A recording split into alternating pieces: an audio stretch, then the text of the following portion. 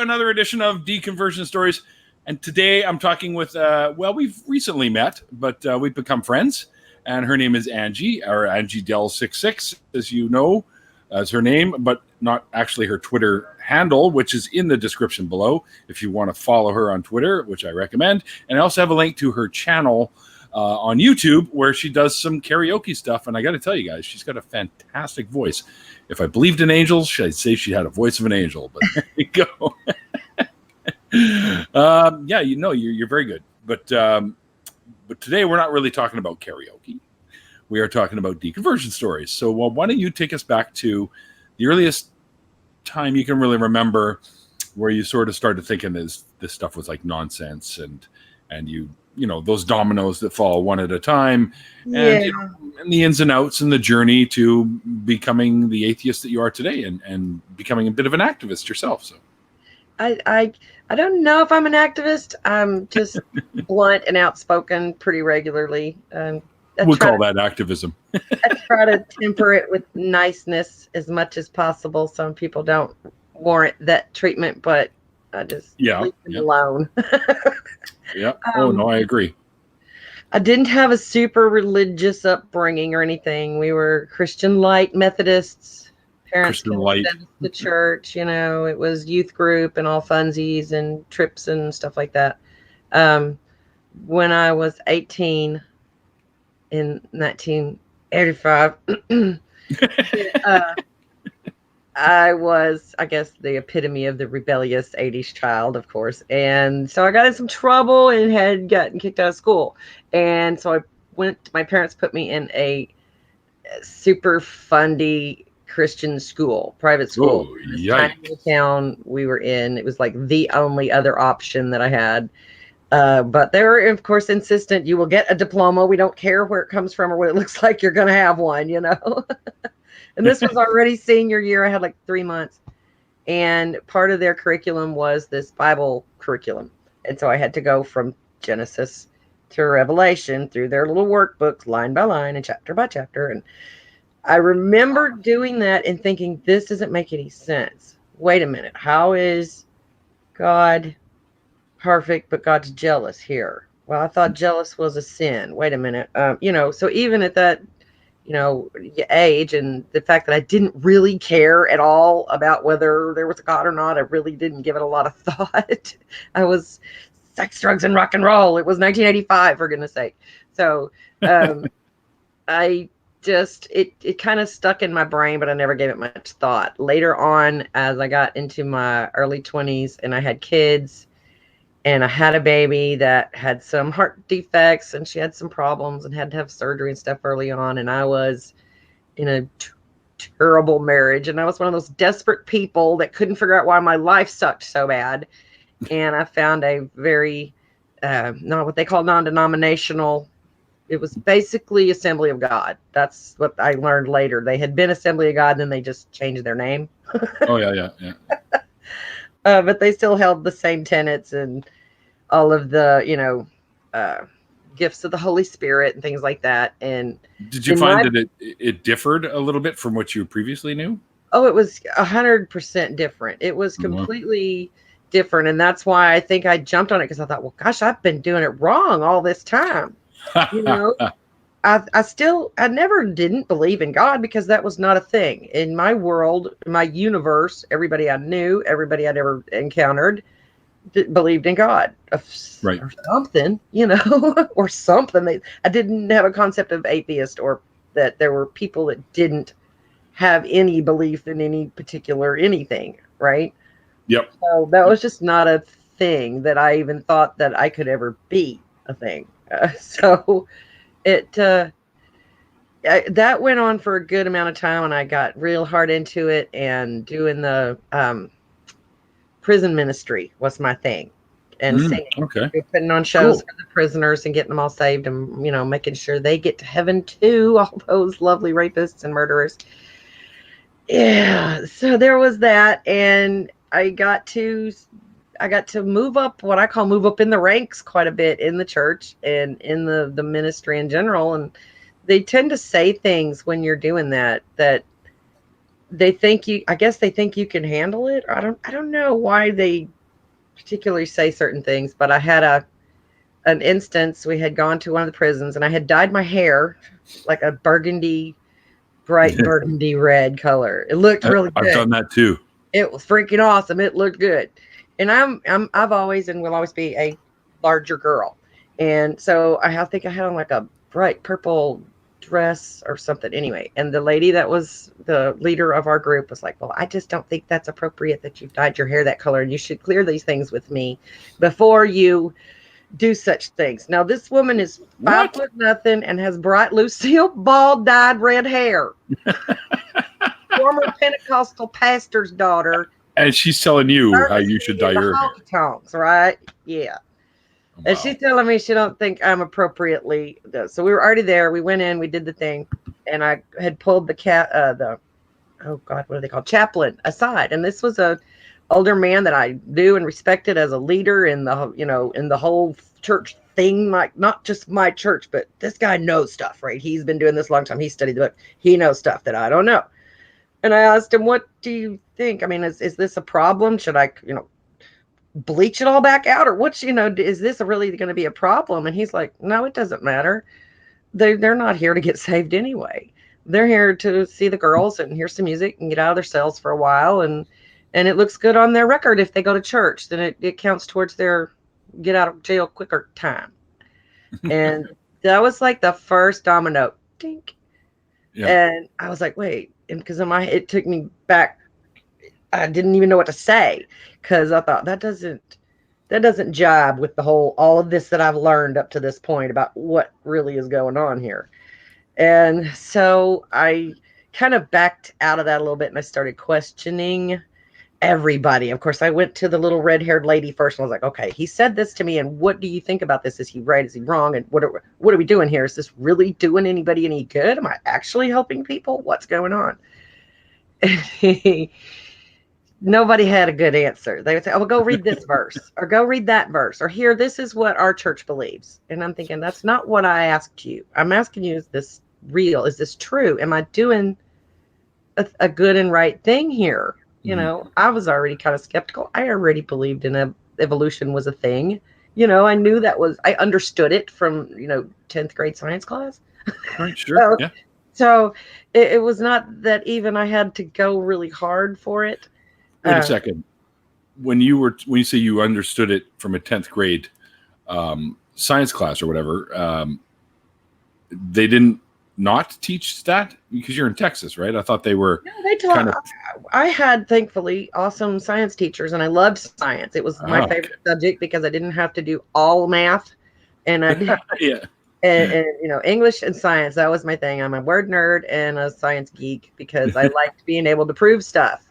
Which is odd that I went like totally irrational into the church. Right. But yeah, I already science was my thing. I wanted to be a marine biologist. So cool. That didn't happen. But that's a whole other story for a whole other show. That's the whole Dr. Phil thing that needs to be dealt with. Dr. Phil. Yeah, I'm pretty sure he's the only person on the planet that can actually help me. But I don't always agree with what he says. So no, neither do I. More often than not. More often than not, but he really has some very good catchphrases that are just super appropriate sometimes. You want to be right or you want to be happy. That's true too. Yeah. I'm a lover, not a fighter. I don't want to argue with people. I don't. Yeah, but when I'm right, I'm happy. Yeah. Well, I try not to say anything unless I'm as sure as I possibly can be that I am right, because I don't like eating crow. It's not very tasty. No. It never happens, but the possibility is there, I suppose. Yeah. So I went to my pastor, and he was a super duper dude, and he was a musician, and he had perfect pitch. The trains would go by, and he'd be like, "That's a B flat," and stuff like that. And he was really a super guy, and I trusted him, and I asked him, "What's going on?" I was like, "I'm having this major crisis of faith. I don't believe what I'm telling people is true, or I don't believe I'm being effective." And I had questions for him, and it it boiled down to, he said to me, it doesn't matter if the stories in the book are true. We're not teaching religion. We're teaching morality. We're teaching people how to behave the way we want them to. Those were his words. And I just kind of, that was like domino number 2, and brrr, here we go. Yeah. I went when he refers to teaching people about morality, where's he getting the morality from if it's not about the book? You know, that's exactly where my brain went, because I'm thinking, well, God kills people, but he tells us not to kill people. He killed you. What's the old thing? He killed everybody, and Satan killed what, 10 people? Yeah, and how do you know that this guy, God really told him to kill them people? How do you know he just do it? And everybody thought that was great, so they wrote a story about it. I just started seriously questioning the book, which is the basis for everything. The indoctrination I got was pretty tame. I mean, I remember my first thing I remember about church was being 4 or so, and being in Sunday school, and they were teaching us about Jesus and the loaves and the fishes. And somebody brought out a basket of fish sticks and some white bread. And this chubby girl was happy. They feed us at Sunday school. Yay! You know, and so this Jesus must be pretty cool dude if he can make fish sticks and bread. I'm good with that, you know. And so I think that's kind of what they train you like a little dog when you're little. You know, they give you treats and rewards, and they send you to camp. And do a trick, get a fish stick. Yeah, they take you in junior high to you know, to the water park or to the amusement parks or camping trips. And, you know, they make it so much fun, and they make it about the community, and they make it about being in our club and like a family. And they just include you so completely, you know? And so that's why I think it was easy for me to, in my desperate place that I was in, to go really whole hog off the deep end into the Bible is real and everything is literal. And yeah, I'm thankful it didn't last forever. Like, I'm glad I didn't have to grow up like that. My grandma was a lot more charismatic than I was, but I remember going to one of her churches when I was little. It scared the crap out of me. Like, why is that lady screaming and laying on the floor? What's going on? She's possessed. Yeah.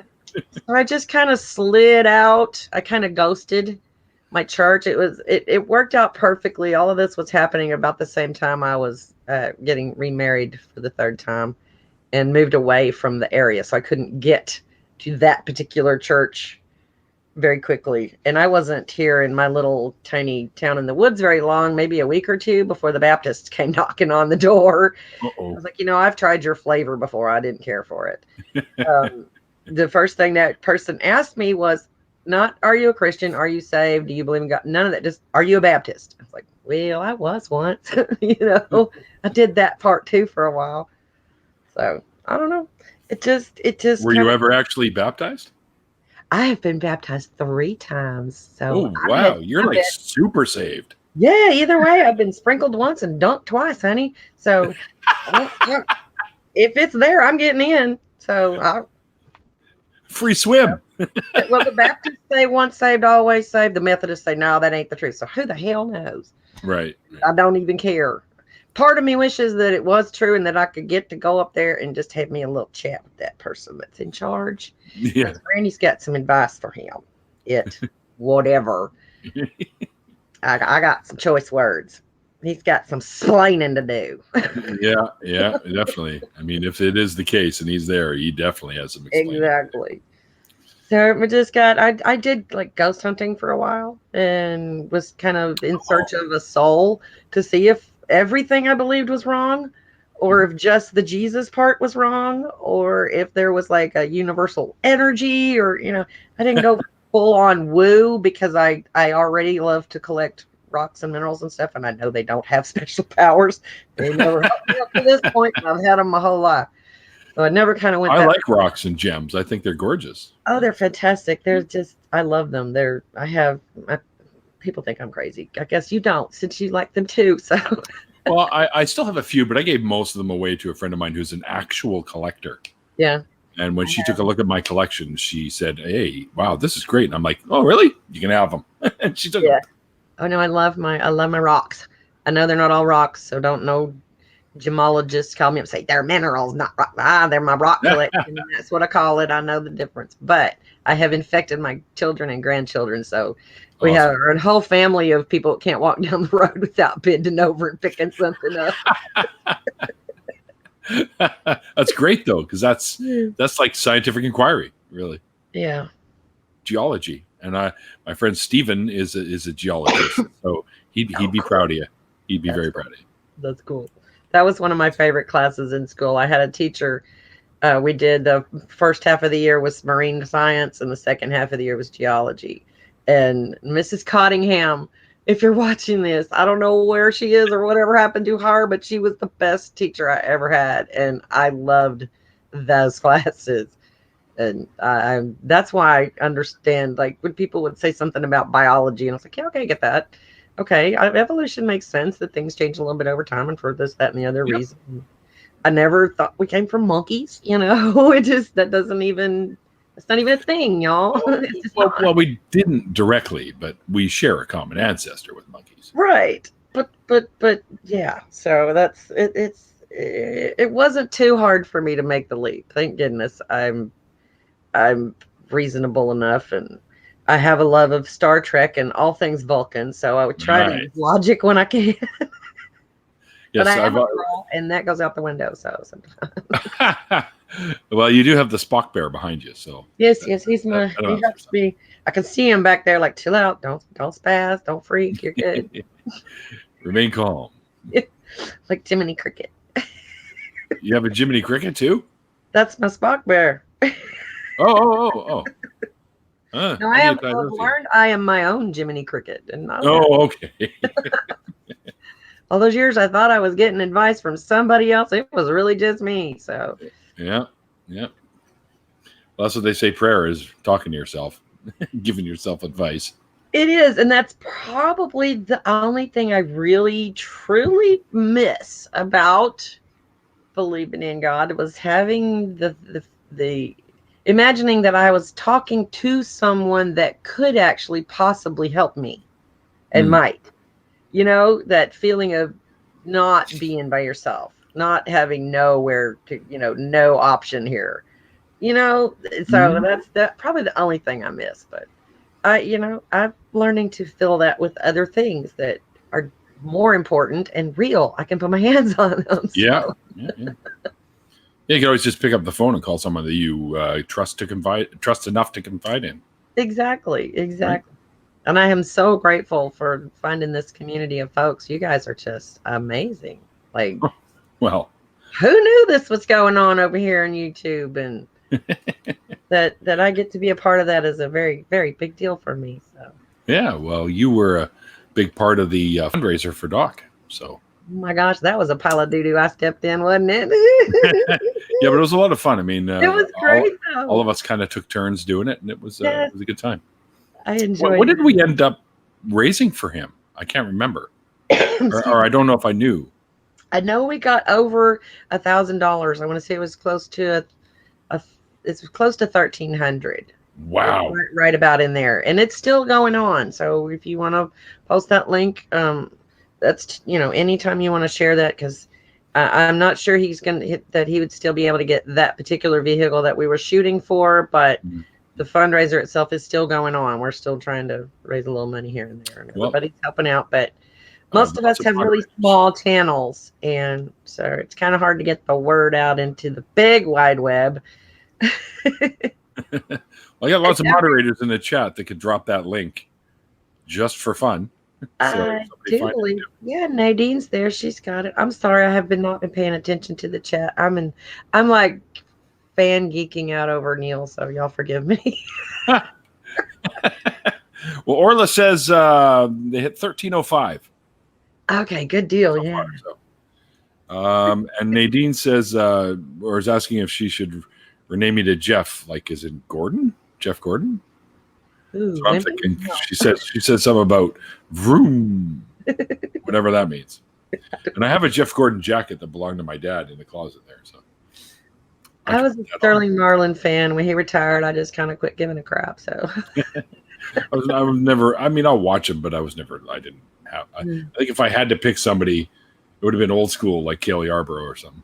Yeah, I'm a NASCAR widow. My husband is complete NASCAR geek, so I don't have anything to do with him on the weekends. It's like, yeah. Go to watch your race, sleep on the couch. Go ahead. I understand. I'm going to karaoke later. He don't karaoke, and I don't NASCAR anymore. So NAPCAR. Yeah, that's what my mom called it too. that or golf. That's why you watch golf, so you can take a nap. Well, my mom she hated it on TV, but when he'd take her to an event, like they'd go down to Daytona or whatever, and she had a great time there when it's live. But we always had fun at the track, but after 10 or 15 or 20 years of going to the same track every year, it got like, I don't want to go anymore. And I don't party as hard as I used to. And those people party hard. We're talking rednecks with money in the infield at Texas Motor Speedway. They party hard, like all the time. And I can't hang like that no more. I can't party that hard. I used to, but it hurts too much now, and it takes way too long to recover. yeah, that's the worst part is the recovery rate.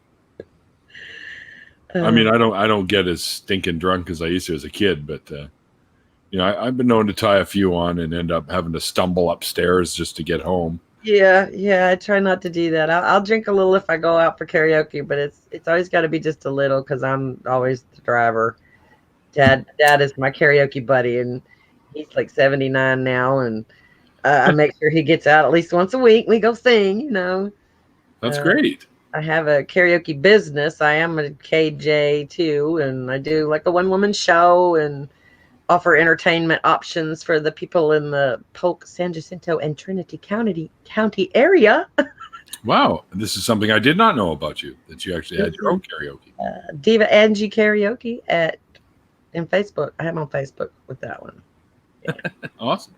But it's mostly just hobby and for fun, and because I never got to be famous. Well, now you can be internet famous. Yeah, that's okay. My mama told me over her dead body could I be a rock star, so that's kind of where that went. Well, you could still do it, just not all the partying that I just don't know if I can pull that off anymore. I've also smoked way too many years and lost most of my falsetto, and but I did a pretty good baritone anymore. Yeah, I'm kind of more of a baritone myself when I sing. Although I can get up in the upper ranges too. Some of our songs are like that. So. Yes, I hear you're also a musician, and that tickles me. I have a thing for musicians, so. I don't know. I'm just the singer. I'm the guy that hangs out with the musicians. That's my job. My husband plays guitar, so that's his job. I can't do that. I can. You don't need a bass player? We need a bass player.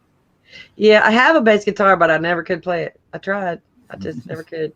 My hands won't do it. No, you need bass fingers. Yeah, They're I don't have big and strong. I don't have any grip. I got lots of dexterity, but no grip. It's kind of important if you're playing a guitar. Yes. I have lots of instruments I can't actually play. I have drums, and I have a mandolin, and I have an ocarina that's kind of sad, but flute player in high school, so I always did singing in choir and church was good for finding my voice. I will thank church always and forever, because they taught me stage presence and projection and very good diaphragm control and things like that I did not really know too well before then. So I can't say I regret doing the church thing. It's part of who I am, and I think it was all right. I didn't hurt anybody. I did bring a lot of people to Jesus. So that's my goal was to hopefully drag a few of them back out and free them up from that. Yeah. Maybe a little atonement there. Have you been able to do that with any of them, or? I have received messages from a couple of people that have said I made them think. And if that's all, that's all. That's all it takes, is just start thinking for yourself. Don't listen to what everybody else tells you. Go read it for yourself. Go look at it for yourself. Go find it. Because as soon as I started looking into the history of the book, that little piece of doubt that I allowed myself to do, that's the number one fear I think most of them have, because you think God can read your mind. You believe God can hear you if you doubt him, and it's really scary. That was the scariest part, was the first doubting of, I don't know if this is true, and crying and pray, God, please help me, give me a sign, the closest thing I got to a sign was the voice I had always attributed to God as I prayed, saying, I can't help you here. I'm not real. This is all in your head. This is all stuff someone else has told you, and you believe. Wait, you heard that? And I can't help you. Yeah. I'm not real. Yeah. I love that. Sounds insane, but to me, that's proof right there that I've been talking to myself all this time. Yeah. Because, God wouldn't say something like that. And I never believed the devil could read my mind or plant thoughts in my mind. That's not something that the book says can happen. It's, only God can see in your heart and in your head. Devil can't do that. Devil can only tempt you externally, cause you to see a naked woman, or cause you to see something, whatever, or, that sort of thing. There are people who believe, I think he can read your mind, but I was never taught that. So I knew that whatever I heard in my head had to be either me or God. And God wouldn't say that, so it had to be me. He's not going to whisper in your ear and go, I'm not real. Yeah. Which would be an awesome thing if he would, like if that was a thing, that'd be awesome. But no, I know how insane that sounds. But that is a real thing, a thing that happened to me, and as I said, right here in this very room, and like, I can't help you with that. It's not real. You're just move on. I do remember a scripture coming to mind, which was I can't quote it directly anymore, but it's more along the lines of, get off the milk and have some meat, grow up, and that's exactly what it felt like. I feel I'm more in control of myself, which is a good thing. Responsible for myself, in control of myself, and that's just way better than what I was doing, crying and whining. Why me, God? Well, yeah, and you're not going to get an answer. No, you never do, but you think you do, because you can make it look like anything you want. Yeah, you can attribute anything you want. It's so wishy-washy. Oh, this good thing happened to me. Yay, God did it. Oh, this bad thing happened. Oh, damn the devil. Scapegoat, either way. And I was the angry atheist for a little while when I first got out of it, and I first really went full blown and came out like on Facebook, because that's about the only place I had any friends. Was I was mad. I was really mad, but I was more mad at me, at myself, for falling for it. Okay, because sure. Yeah. I always considered myself not stupid, Well, it's not a case of being stupid, though. You were convinced of something that you eventually found your way out of. Right. And I got past it pretty quickly. I alienated some people, which was okay, because if that was all it takes for them to be alienated from me, then don't need them anyway. But it's better now. I'm much better. I'm happy again, and I'm good about being nice to everybody, and y'all quit fighting, and can't we all just get along? Peace, love, and flowers, Not well, that maybe hold off on the flowers. Some people do have allergies. Yeah, that's true. Silk flowers, those always are a good go-to. Yeah. The fake ones, they never die. You don't have to water them. Right. Just dust them every once in a while. Yeah. And I got one of these for that right there, and them Swiffer dusters. So there you go. Oh yeah, love my Swiffer. I got me a robot vacuum cleaner, and I love her. Her name is Hazel, and she absolutely has saved my back so much. I'm so happy about that. That was the best Christmas present I ever got. Do you have any like a cat or anything that likes to ride around on it, or? Well, I have 4 dogs and a cat. The cat lives outside. She has no interest in coming in the house where the dogs live. And the dogs are either afraid of it, annoyed by it, or completely and utterly disinterested in it. It exists to clean up after the dog hair and the dog feet prints in the sand. And we have very sandy soil, so it's like living on the beach. Oh, wow. Sand everywhere all the time. And it's a big yard? No, little yard, but big. I'm on the waterfront, so like the lake is my backyard. Oh, wow. That's awesome.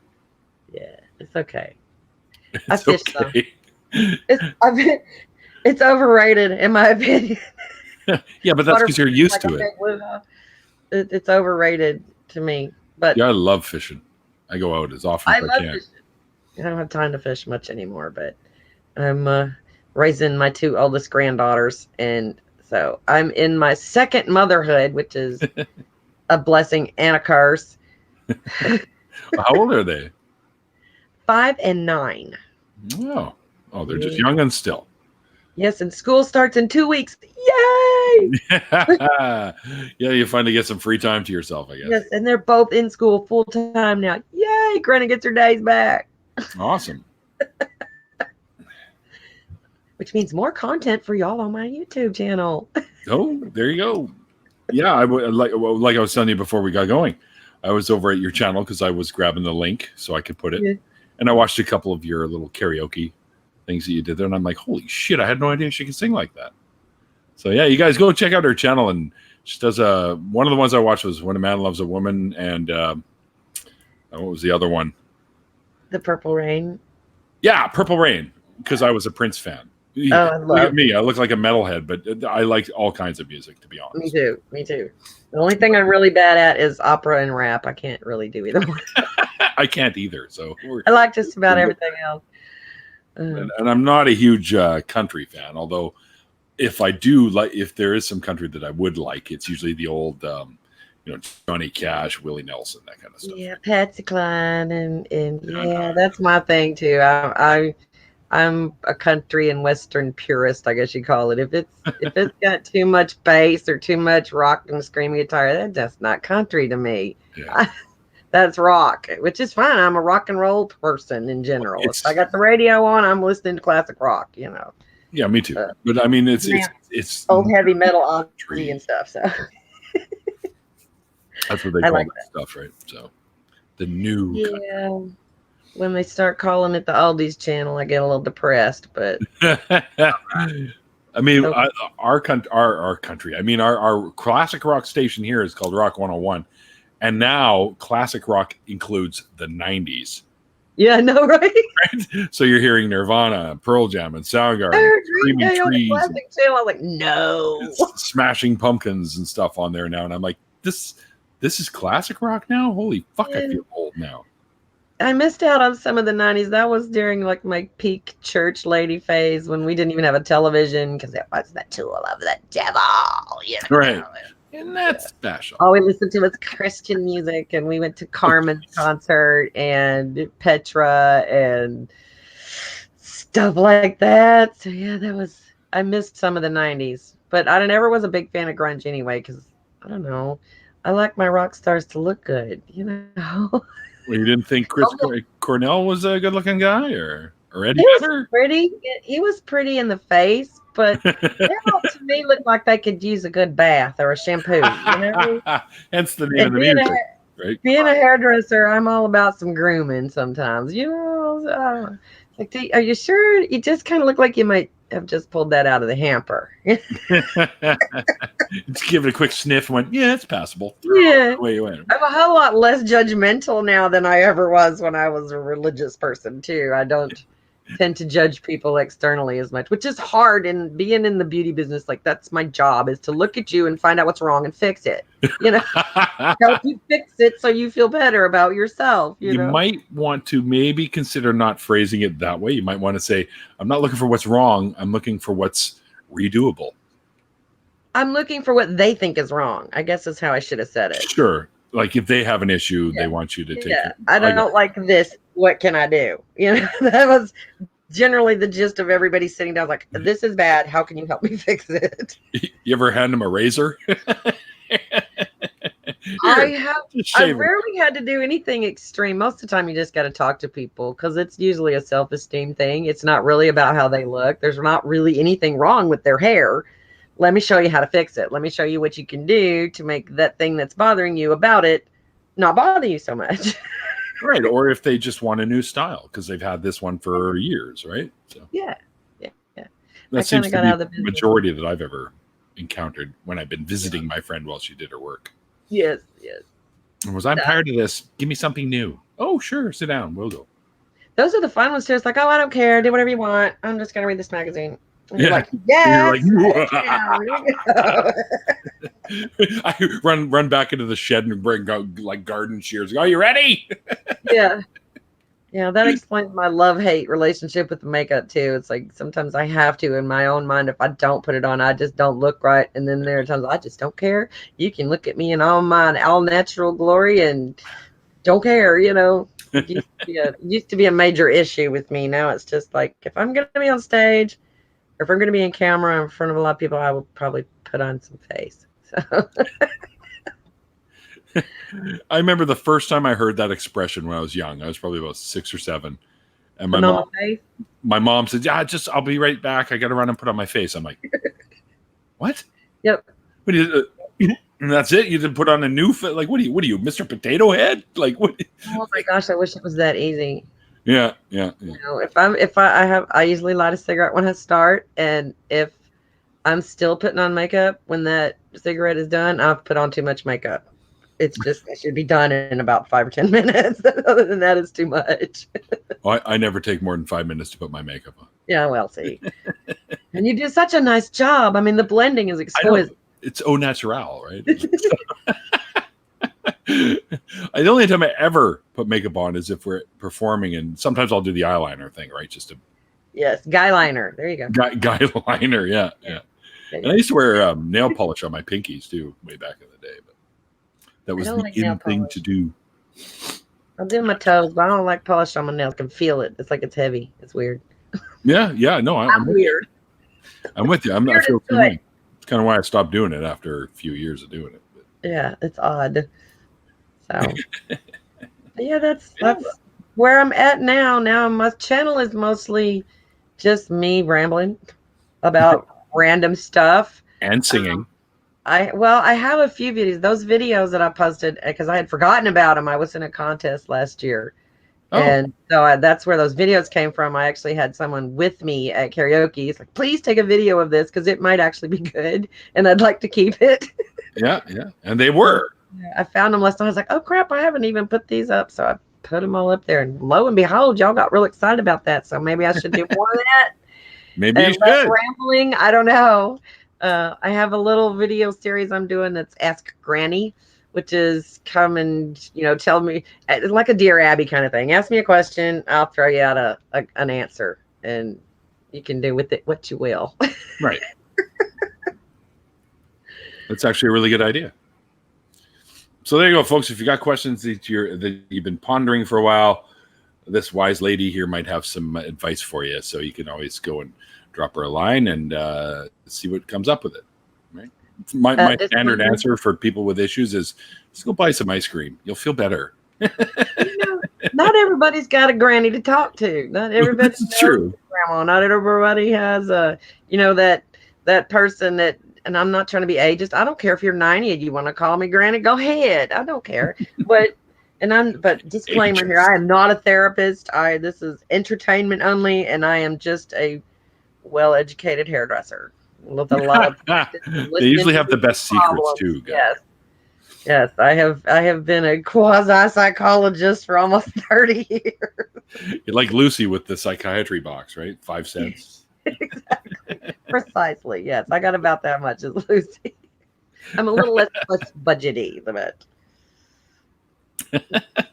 All right. Well, let's. Have you had any issues like with family members? Stuff like did any of them like excommunicate with you, or like are there any like fundy types in your family that kind of was worried about you after the whole walking away? My sister and I don't really talk anymore. She's extreme right. I don't know. I say extreme right, but she's more. I don't know how to explain her. She is all for like Texas leaving the United States, the Texit thing, and she's prepping for the government just dissolving into revolution. She's got stockpiles of weapons and food and things like that. Prepper.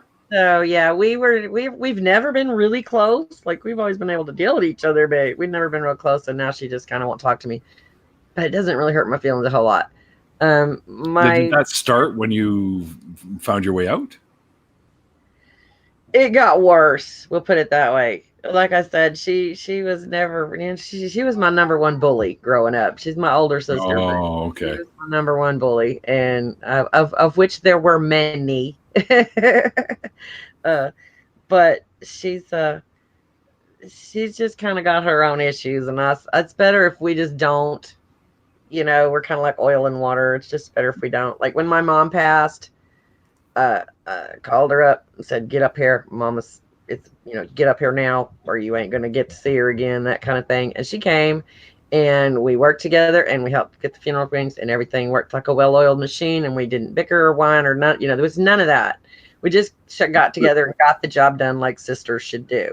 And that's probably a thing we'll always be able to do. We just don't hang out together because we're too different. We don't have anything in common except blood.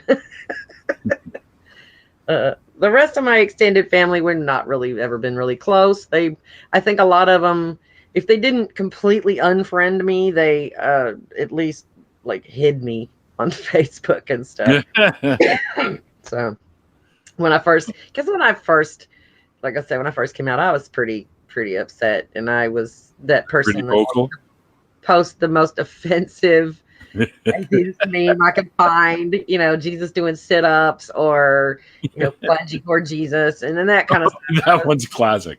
Yeah, I was all into doing that just to see if people would tolerate me. I guess I was testing to see who would still be my friend if they knew how I really felt about stuff.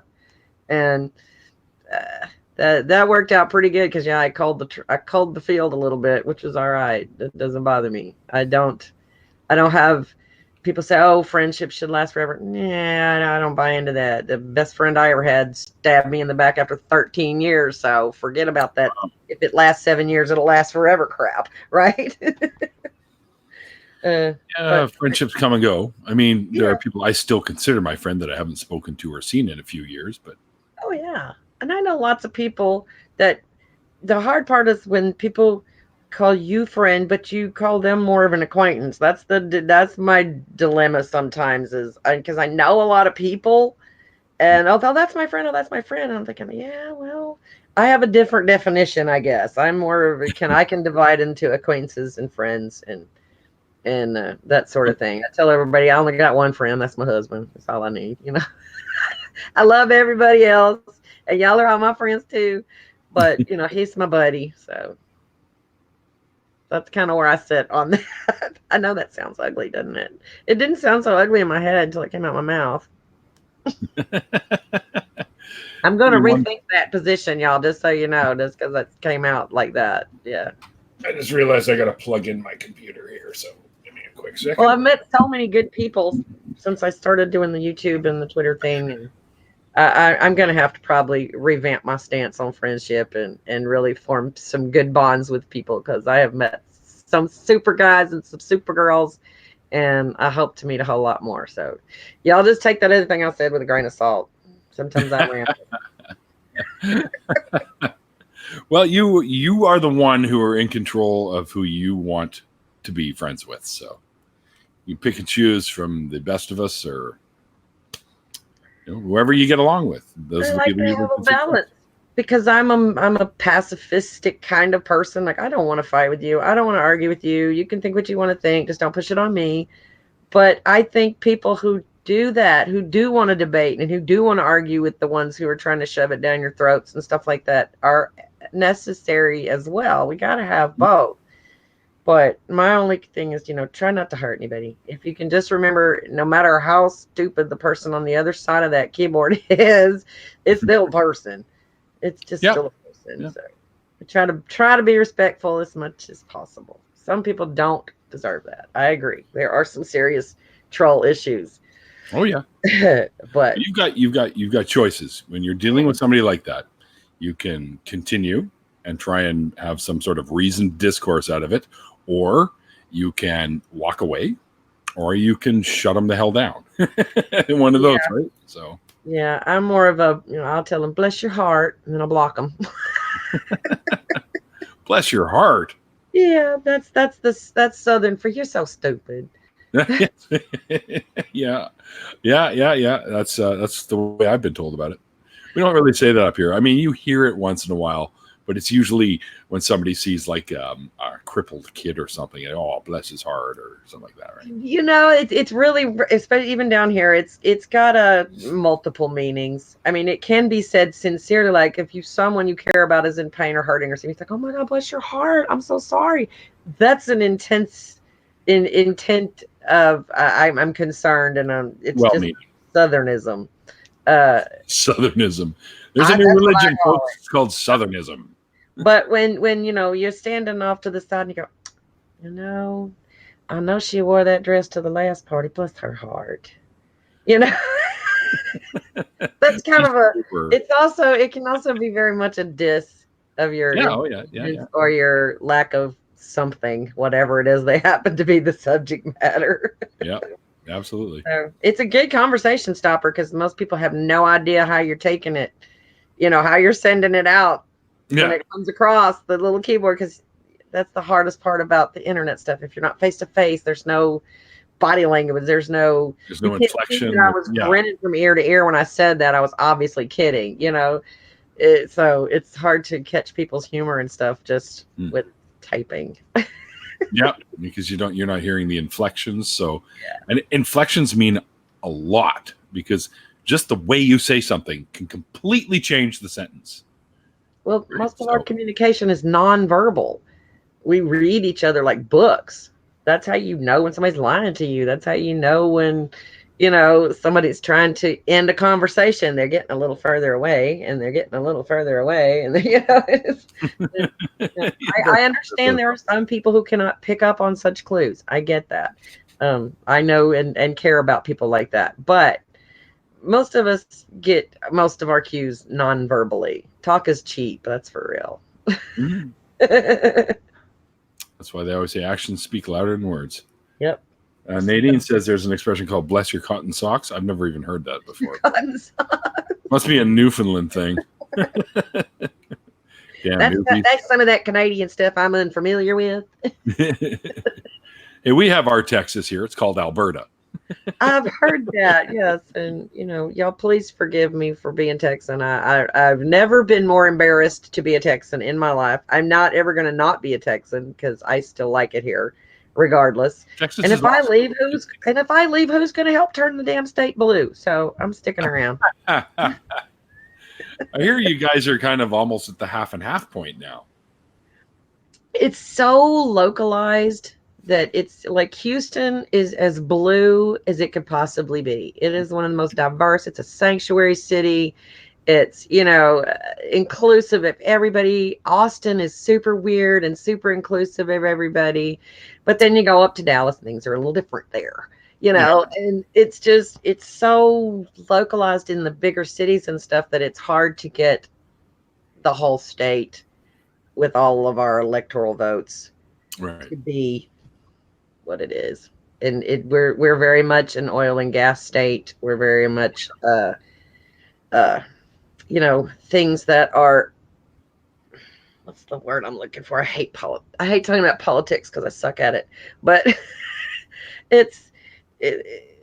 I keep hoping. I just keep hoping. The last several elections I've had to hold my nose and vote, which is no fun, but I will do it again if I have to. It's I've got to keep trying. It's the best I can do. It's really literally the only thing I can do, because if I go stand out on a corner in my town with a sign, half the people driving by can't read it anyway. So what good is that going to do me? No, these are your neighbors. Be nice. Oh, please. I live, the people around here who know that I love them, they know that I love them, but they also would agree that I live in Whiteville, USA. Whiteville? I do. It is, you can count the number of people with skin darker than mine on about a hand and a half. Wow. The students in the school, there's 2 or 3.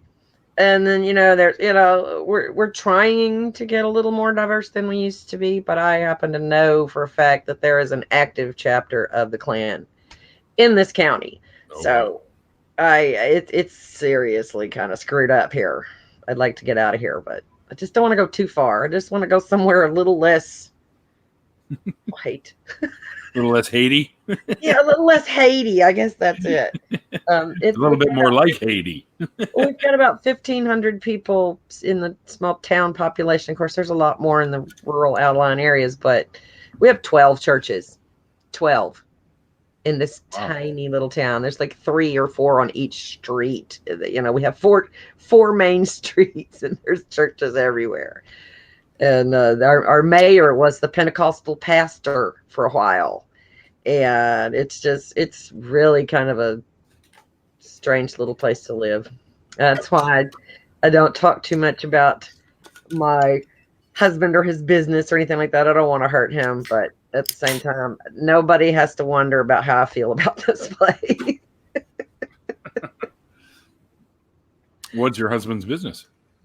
He is a I promised him I wouldn't really talk about him. Let's say he's a medical professional. That's great. That's fantastic. If I be more specific, it'll be like, oh, I know who that is. Well, I'm pretty sure everyone that's sitting in the chat and watching right now probably wouldn't know who he was. So. Well, no, but I do hope this goes out to more than just, you know. Well, I do get views post live. I do get quite a few views. I mean, some more than others, but I do get more views. I'm not worried about what anybody thinks of me here. I just know that I promised him I would not. Well, I don't know. Keep your promise. Keep your promise. We know he's in the medical profession. Yes. I already admire him for that. And he's an admired member of the small area, and I would just be crushed if I damaged that in any way with my attitudes. Then we'll leave it at that. Yes. So but we are coming up on here are not expressed by the spouse of this crazy lady, you know. Well, I'll throw in a disclaimer or something. The opinions here are, you know, whatever the hell they do. I don't even know. I'll have to get a professional in to do that. Mine change from day to day, so there's that, you know. I'm always open to new information. If you got some, throw it my way. Now, do you have any advice you would give up to people that are considering leaving religion behind? I have lots of advice for people. There's a video on my channel, 7 things I'd like to tell believers. Well, there you go. The number one thing that made me happy about not having that mindset anymore is that you are not broken.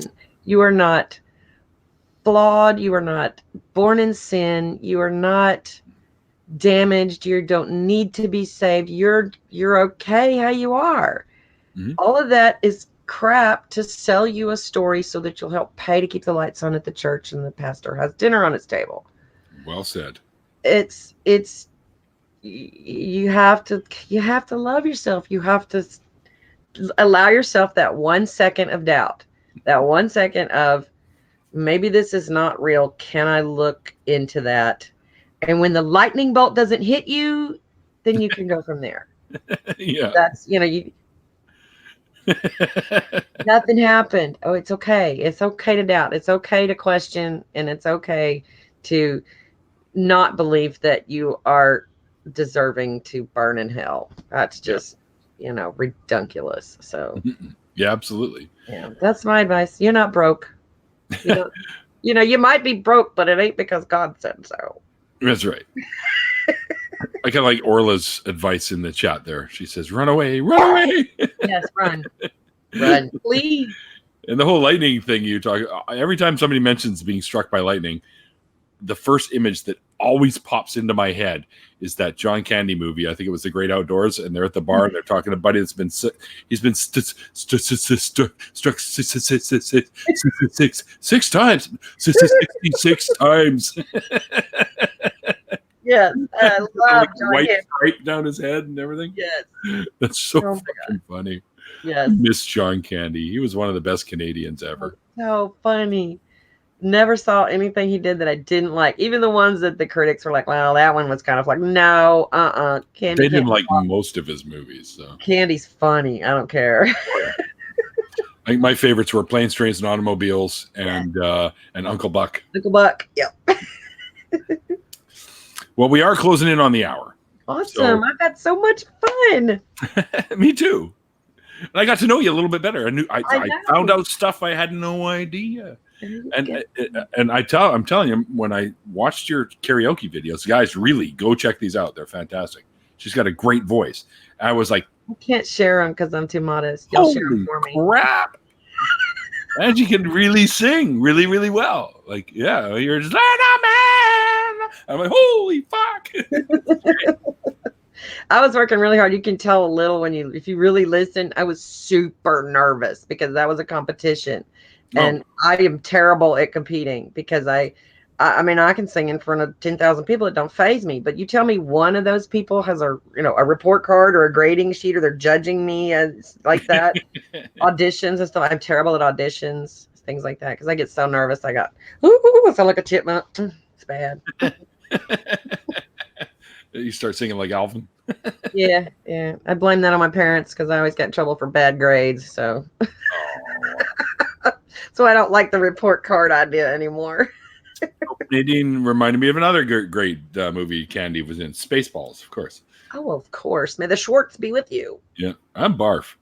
I'm half man, half dog. I'm my own best friend. I'm a Mog. That's what he calls himself, Mog. Mog, yes. Yeah. Well, Angie, it's been an absolute pleasure chatting with you. And you too. I hope. Are you still good for maybe sticking around for a little bit of an after party? Because I've already set one up. Yes, I will definitely come back in for the after party. I'm like you. I'm probably going to have a smoke and then. Oh, yeah. So you check on the Rugrats and make sure everybody's all good, and then I can come back. Okay, excellent. Then I will send you a fresh link in, all right. in and about the 10-minute area. And guys, thanks a lot for hanging out with us. It's always a pleasure to see you guys in there poking fun and stuff like that. And I'm sorry I wasn't paying attention. That's okay, man. You're the one they came to see. Not me.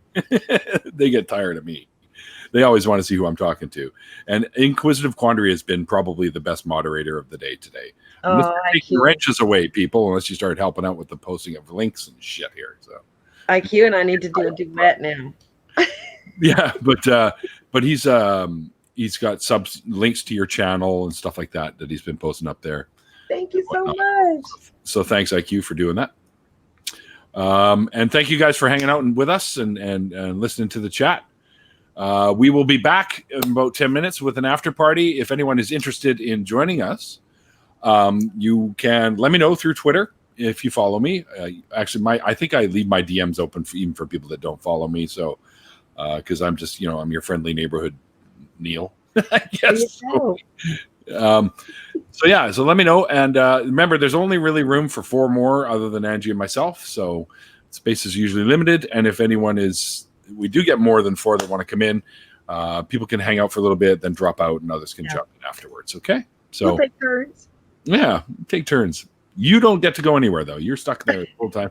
Unless you have to go. Obviously, you can go. It's never an obligation. All right, guys. Thanks again for tuning in and hanging out with us. As the late, great Christopher Hitchens once said, they call it faith because it's not knowledge. And we shall see you guys next time. Oh, wait. Before we go, I do want to remind people that if you do enjoy what I do here, this is so new because I've only just recently done it. I do have a link to my PayPal Me account. I have yet to set up a Patreon. I mean, it's there ready to be set up. I just haven't had the time to do it. And this one was easy. So you can help out and help me pay for this exorbitantly overpriced computer that I purchased. and help me eat some more Mr. Noodles for the rest of the week. Anyway, guys, that's it. We'll see you guys next time. And thanks a lot.